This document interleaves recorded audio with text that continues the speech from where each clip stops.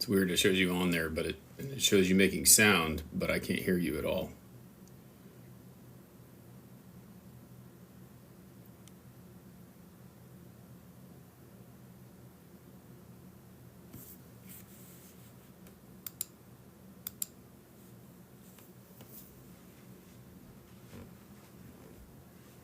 What's up, everyone? We are just trying to figure out what's going over on Ecamm.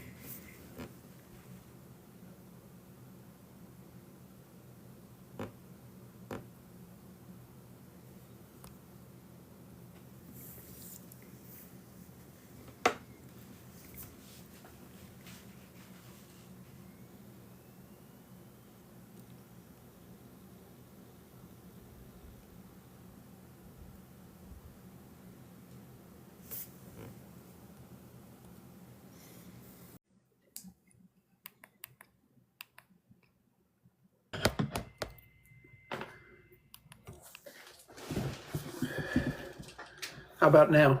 Do we have sound? I can hear you on TikTok, but not on Ecamm. Okay. Yeah, I can't understand that because I can see my lines and levels and they're all fine. Even on same here. Like I see you talking on the screen. Yeah, and I can see that green little thing going across the bottom. Yep, that's what I'm looking at. Mm-hmm. Weird. Well, maybe we just do live on TikTok today. It just doesn't go on the podcast platform, which happens sometimes. So let me. So weird. I don't know why. Like I said, like you said, I can see you. I can see it going across the screen. Yeah, I can see the volume is there. Yeah. I do not know what's going on.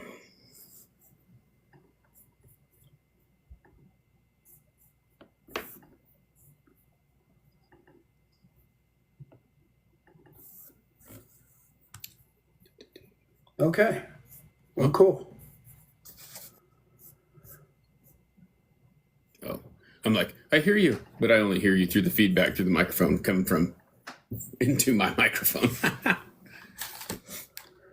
So how do I do it on TikTok? Well, you're there. Okay, we're good? Okay. We'll do it. You just got to turn your volume up on your... on my screen here? Screen, yep, so that you can hear. Okay. Let's do it here. I don't know what... Yeah, because I can still hear you in Ecamm. So you want me to come out of Ecamm? Yeah, just get out of Ecamm. Just close it. I just closed it. So, and I'll restart my computer, and maybe after we get done, we can check and see if that is the issue.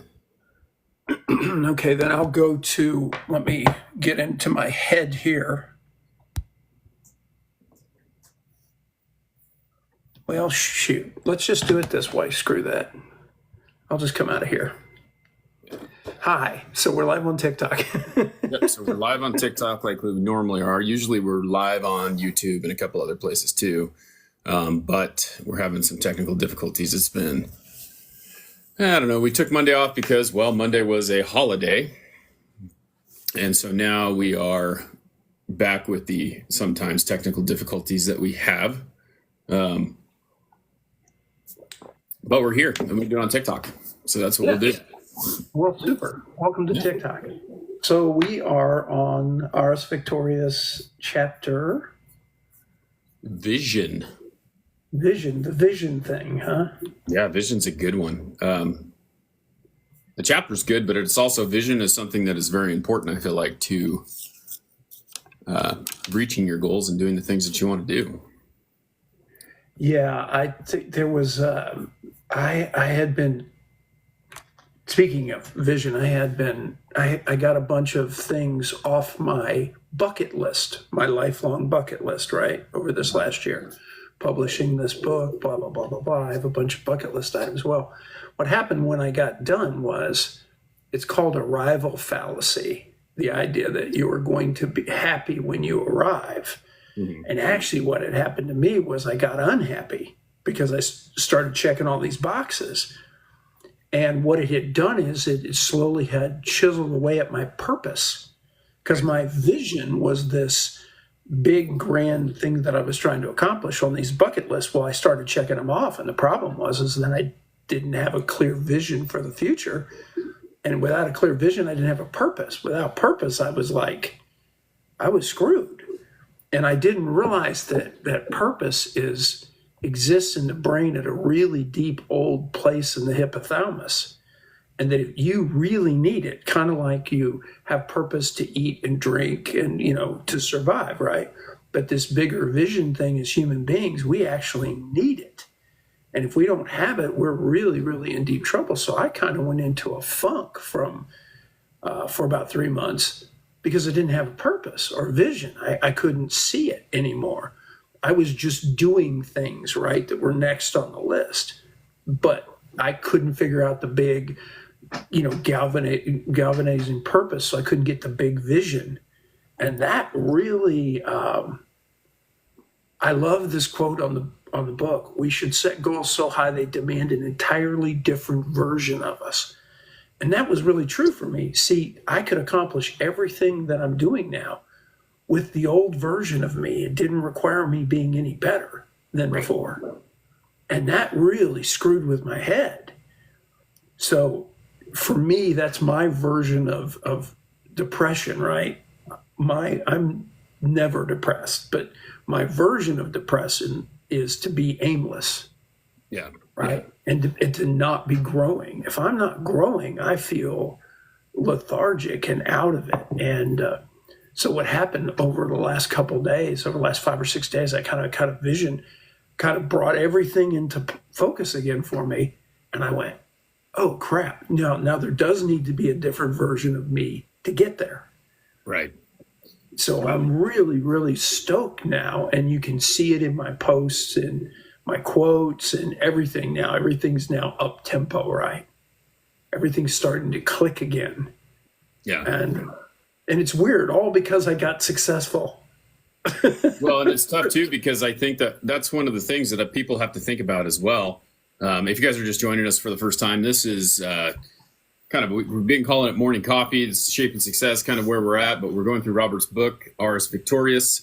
He actually wrote this book, and we're getting towards the end, but we're on vision. And one of the things about vision is that you have to realize you set a goal, but when you're done with that, what is the next one? So I feel like you have to, no matter what, it's a never ending path for someone who is driven, successful, wanting to be, better. You get kind of that imposter syndrome and you just kind of get stuck in your ways and you're not sure, is that really me? Did I really do that? What can I do now?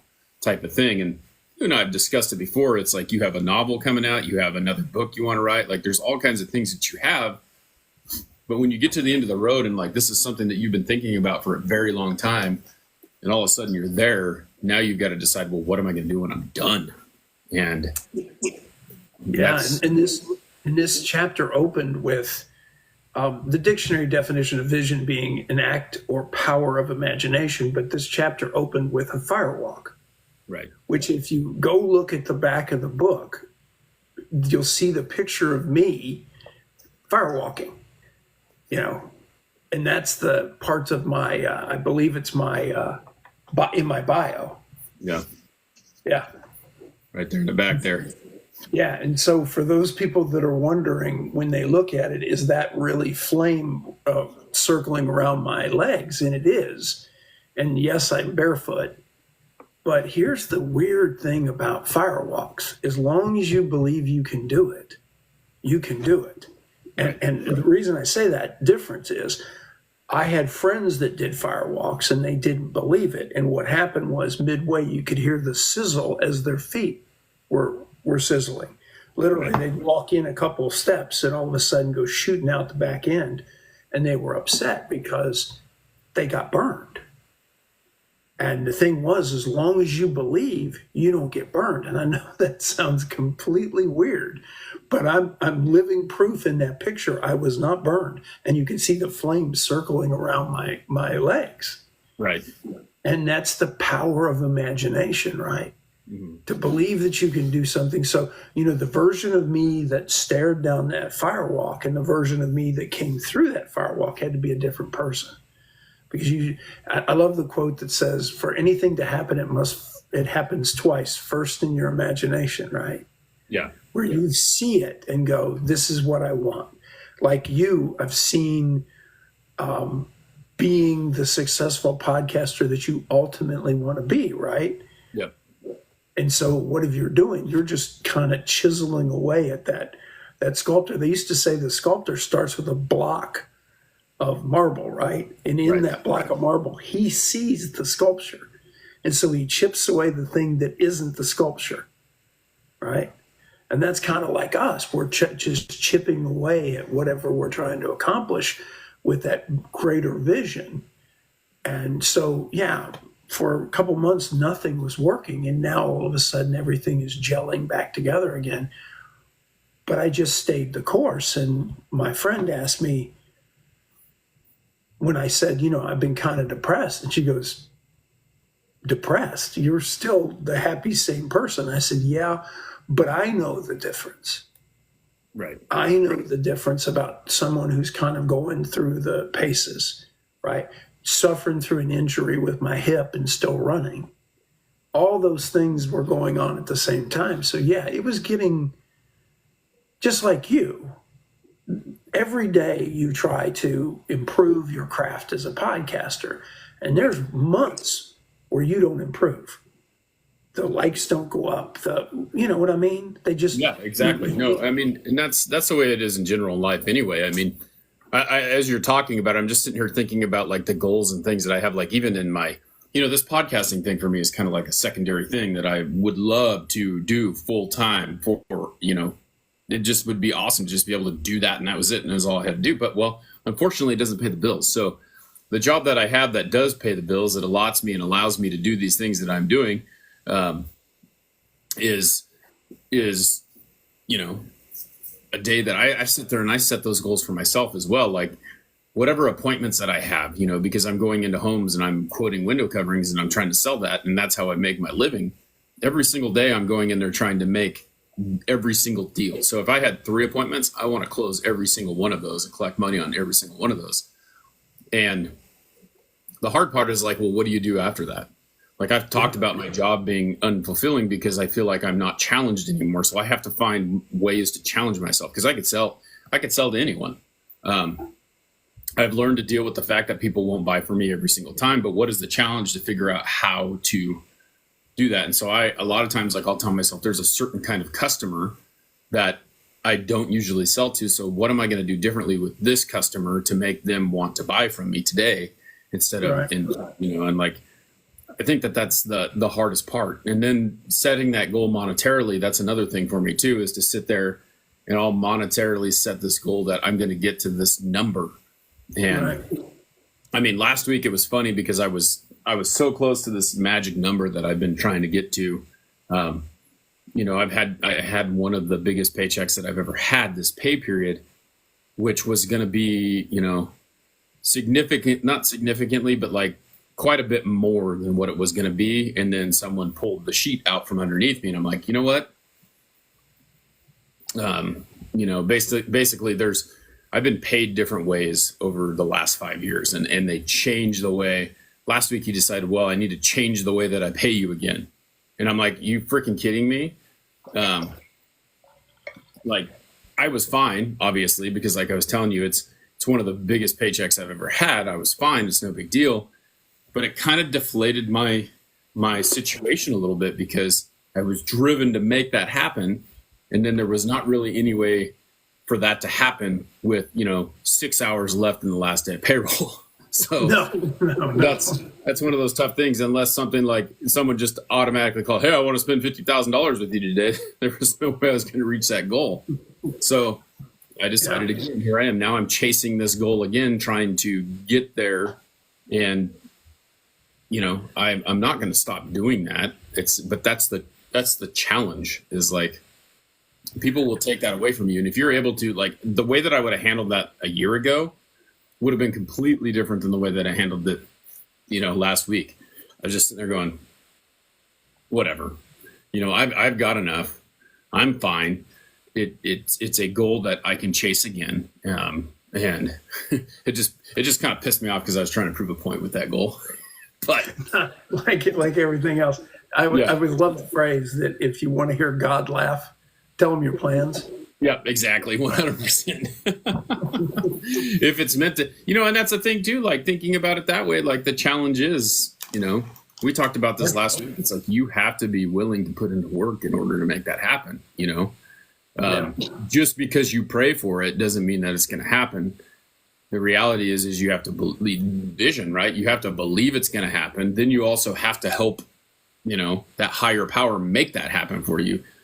I want to win the lottery. I'm going to pray for it. It's just going to happen. Oh my gosh, you didn't let me win the lottery. What's your problem? What did I do? How come you hate me? Like that's not the way that it works. Now you got to go buy the ticket, right?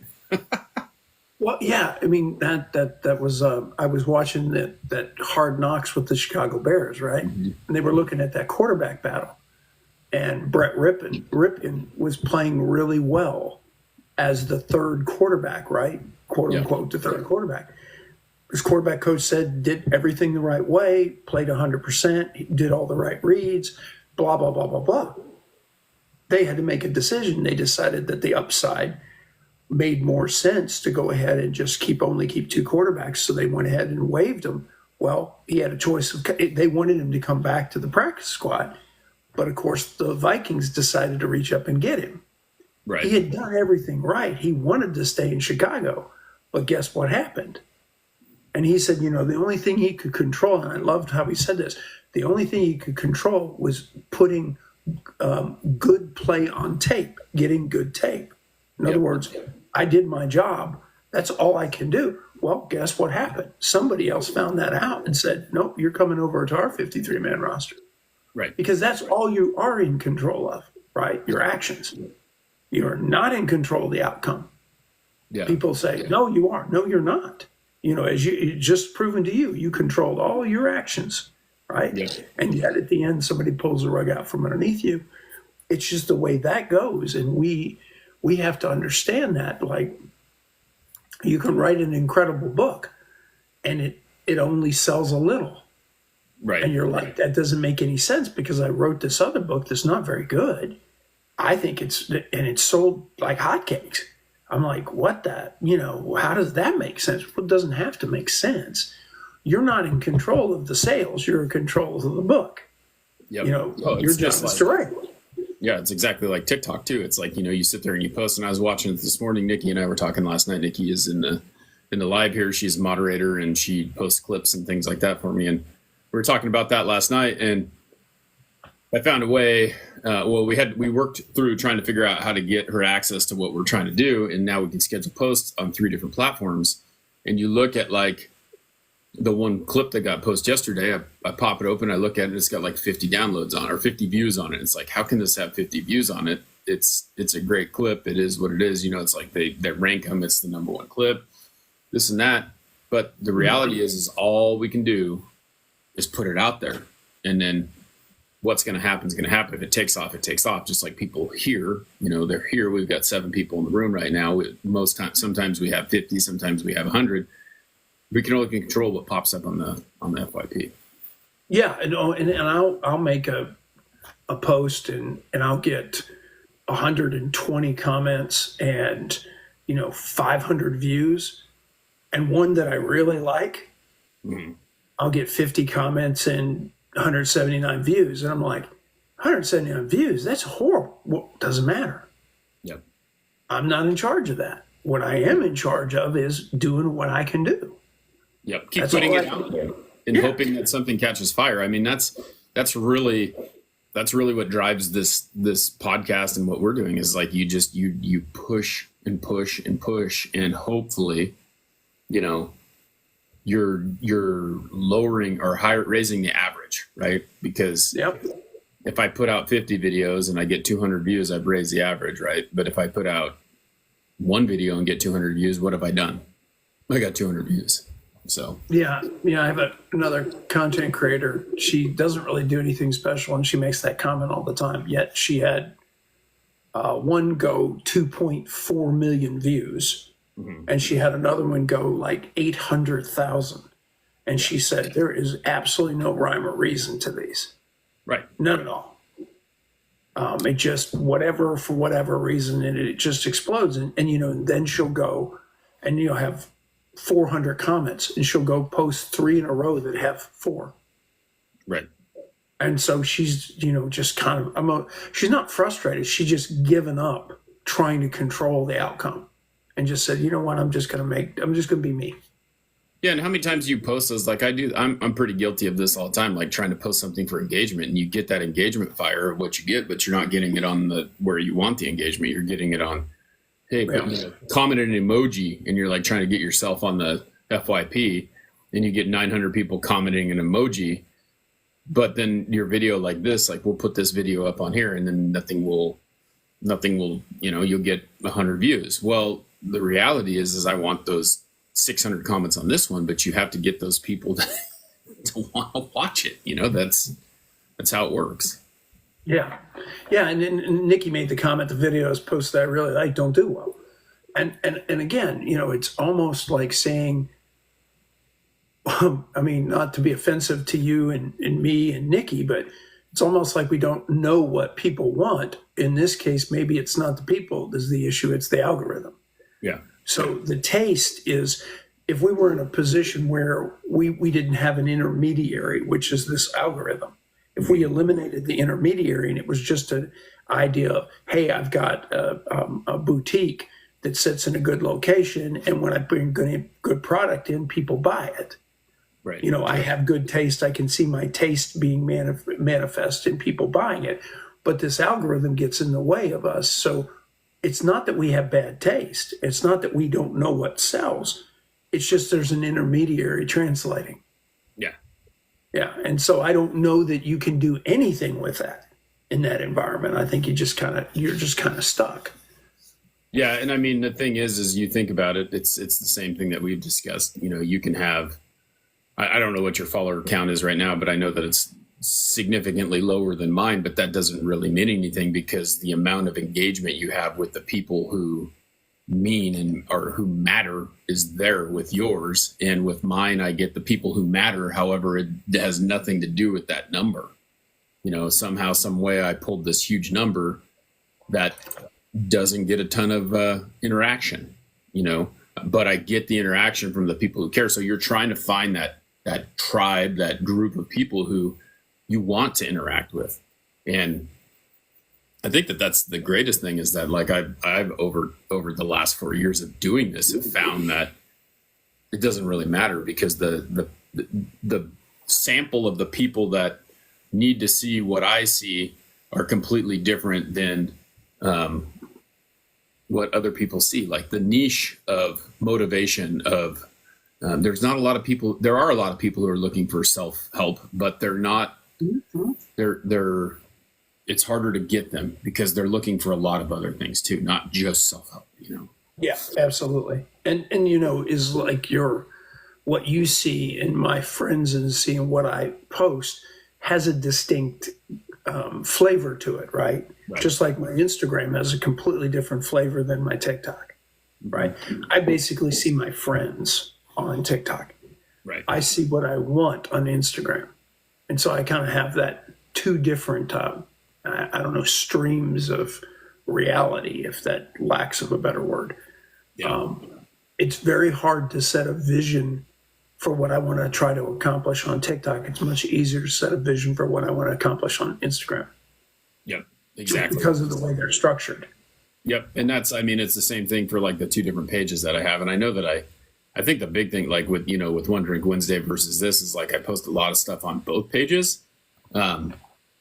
But the stuff that I post more on One Drink Wednesday is more related to what we're doing, And so you have to find that niche and understand that that's where that's going. And that's why we create these other pages and do those things, because you gotta promote to your audience. That's really it. Absolutely. So, well, great episode. We'll see here. We'll get off here and maybe try and I'll pop Ecamm up and see if we can get that pulled up and see if we can figure out what's going on with that. If not, no big deal, but we appreciate you guys hanging out here. we're getting close in the book. We'll be here Monday. You can go check this out. This is Ars Victorious, written by Robert over here. We've been going through it, motivation book, life lessons, and a bunch of really cool information. You want to check it out, go grab that thing from Amazon. Awesome on the 80.6K. We're all working towards, reaching as many people as we possibly can. And really is dependent on that message that you're trying to get out there. But we appreciate y'all being here. So thank Absolutely. you. And we will catch you on the flip side. Robert, If you want to try and call back into Ecamm, it's back up now. We'll see if we can make that work. And we'll drop here from TikTok. But thanks for being with us. You got it. Bye-bye. We'll see you.